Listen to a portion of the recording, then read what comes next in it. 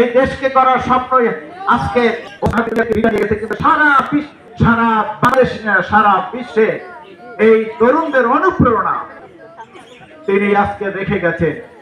আমরা ওসমান হাদিরও আল্লাহ রাব্বুল আলামিন তাকে শাহাদাতের মর্যাদা দান করুন, এই দোয়া করি। চতুর্থ দফায় ইসলামী ছাত্র শিবিরের কাজ হচ্ছে, এরা কেবল শুধু পড়ালেখা নিয়েই ব্যস্ত থাকেন, শুধু তাই না, সমাজ গঠন, সমাজ উন্নয়ন এবং যেখানে বসবাস করে সেখানে ইসলামী পরিবেশ সৃষ্টি করার জন্য তাদের কার্যকরী ব্যবস্থা রয়েছে। সেটা কি? যে শিক্ষা ব্যবস্থা পরিবর্তন দাবিতে সংগ্রাম এবং ছাত্র সমস্যার প্রকৃত সমস্যার সমাধানে নেতৃত্ব প্রদান,